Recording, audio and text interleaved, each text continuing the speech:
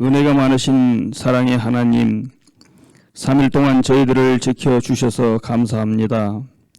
세상 속에서 정신없이 살아가고 있는 저희들에게 주님의 보좌를 바라보게 하심을 감사드립니다. 오늘도 주님의 이름을 의지하여 주님 앞에 나아갑니다. 지난 주일 예배 가운데 큰 은혜 주셔서 세상을 살아갈 수 있게 도와주심을 감사드립니다.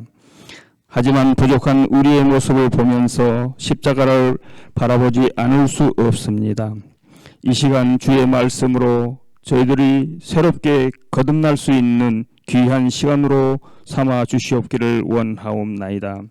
사랑의 하나님, 전 세계가 코로나로 인하여 너무나 힘겨운 시간을 보내고 있습니다. 주의 강력한 오른손으로 코로나 바이러스를 물리쳐 주시고 속히 주님을 마음껏 예배하는 저희들이 되게 하여 주시옵소서. 사랑의 주님, 교회 학교를 위해 기도합니다. 코로나로 인해 예배 드리지 못하는 날이 계속되고 있습니다. 이러다 그들이 신앙을 잃어버리는 것은 아닌지 심히 걱정됩니다. 간절한 마음으로 기도하오니 교회 학교를 붙들어 주셔서 그들이 믿음을 잃지 않고 믿음 안에서 굳건하게 자라갈 수 있도록 주님 도와주시옵기를 원합니다. 주님, 이 시간 강영기 집사님을 위하여 기도합니다. 이 아들을 주님이 부르셨고 주님이 품으셨습니다. 주님의 이름으로 기적이 일어나기를 원합니다. 뛰고 또 뛰는 귀한 역사가 일어나기를 원합니다. 우리는 그런 모습을 보고 싶습니다. 사랑의 주님, 신금호 믿음의 공동체 모두의 기도입니다. 주님, 우리의 기도를 들어주옵소서. 모두의 마음이 아픕니다. 가족들도 주님의 품으로 안아주시고 위로해 주시옵기를 간절히 기도드리옵나이다. 하나님, 전 세계가 코로나 바이러스로 인하여 어려운 가운데 복음을 전하기 위해 애쓰는 우리 대한민국의 선교사님들이 있습니다. 그들을 위하여 기도합니다. 주님께서 동행함으로 고난의 십자가를 이기게 하게 하시옵고 특히 남아프리카 공화국에 코로나 바이러스가 창궐하고 있습니다. 이곳의 선교회에 코로나 바이러스가 틈타지 않도록 주님께서 지켜주시옵고 또한 남선교회에서 기도하고 있는 나눔의 교회 김연옥 목사님께도 힘 주시어서 주님, 이 어려운 시기를 잘 이겨낼 수 있도록 도와주시옵소서. 아버지 하나님, 12구역에서 기도하고 있는 케냐의 이동관 박형란 선교사님 붙들어 주시옵소서. 외롭지 아니하도록 주님께서 동행하여 주시오고 함께하여 주시옵기를 간절히 기도합니다. 또한 폴란드의 김상칠 서정희 선교사님, 아버지 하나님, 주님께서 늘 동행하시고 늘 함께하여 주시어서 외롭지 아니하도록 주님께서 붙들어 주시옵기를 간절히 기도드리옵나이다. 오늘도 말씀 전하실 목사님께 하늘의 지혜를 덧입혀 주시옵고 성령께서 붙들어 주셔서 능력 있는 말씀을 전할 수 있도록 선포할 수 있도록 오늘도 살아계시고 역사하시는 예수님의 이름으로 기도드리옵나이다. 아멘.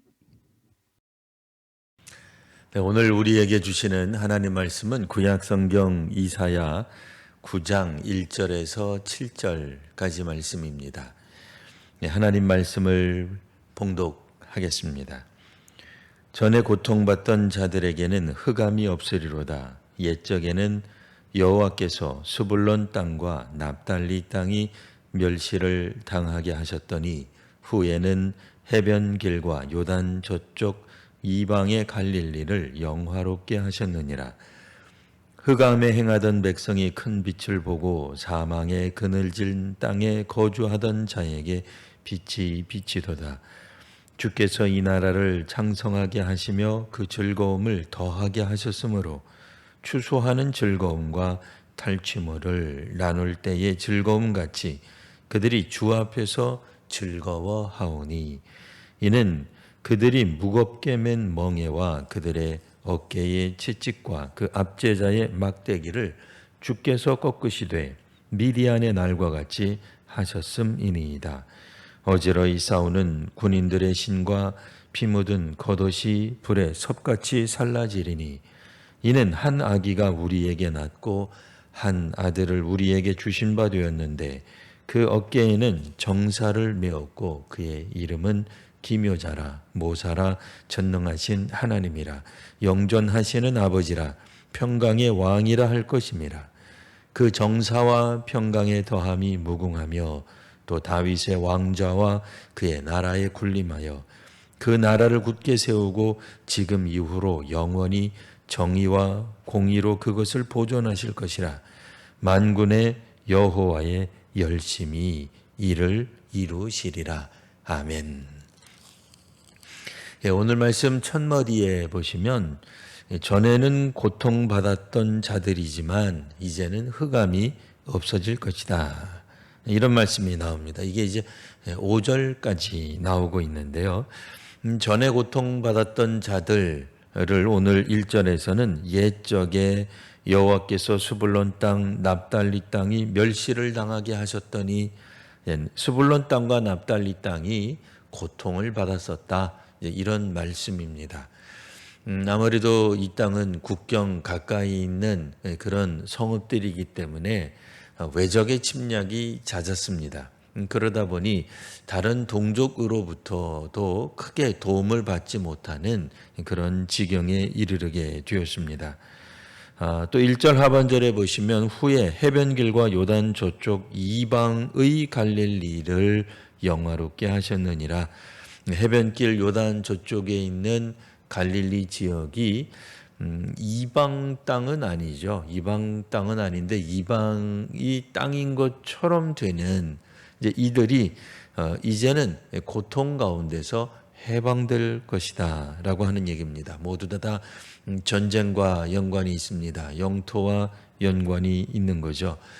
이들에게는 희망이 없고 또 절망만 있었던 곳이었다면 이제 하나님이 움직이시게 되면 하나님이 때가 되면 하나님이 나타나시는 그때 우리가 계속 지난주부터 읽어왔던 임마누엘 우리와 함께 하시는 하나님 그 하나님의 표징이 나타나게 되면 전에는 고통받았던 사람들에게 이제는 흑암이 사라지는 일들이 벌어지게 될 겁니다. 2절 흑암에 행하던 백성들은 큰 빛을 보게 될 겁니다.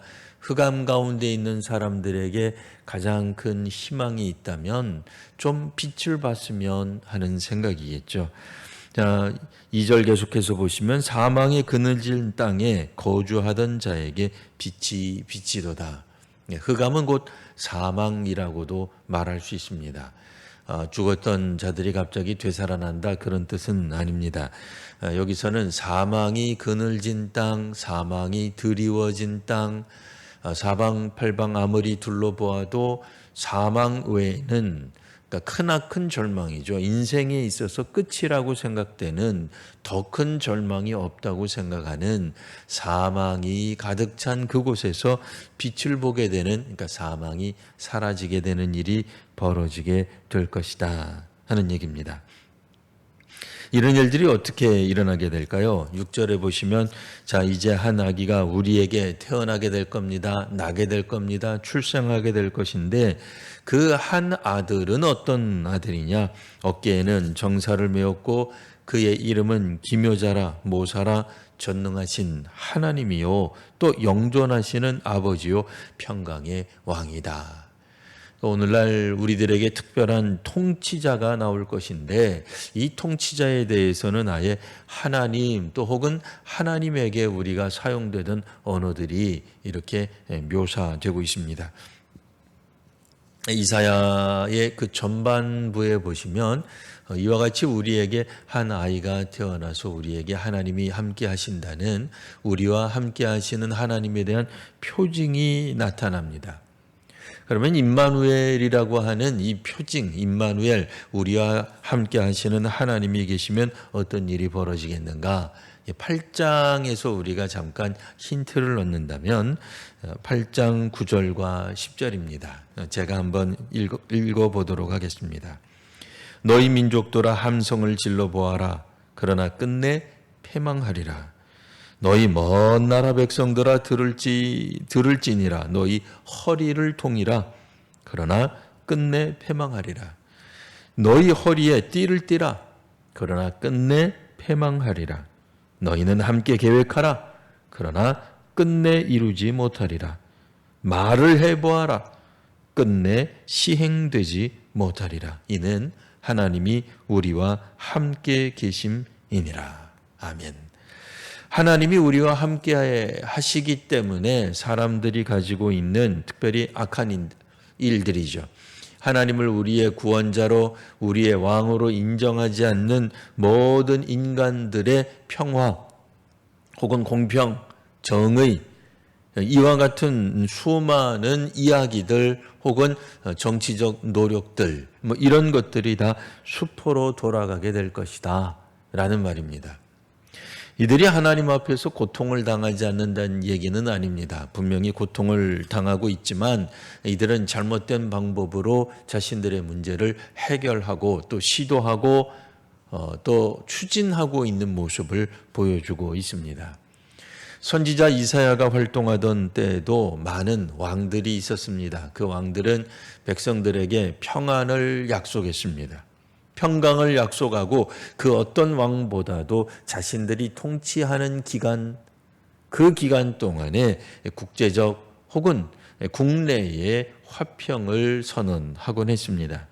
그러나 그들이 주장하는 모든 것들은 다 거짓이요 또 한낱 물거품에 불과하다는 것이 명명백백 드러나게 됩니다. 그 이유는 하나님이 우리와 함께 하시기 때문에 그렇습니다.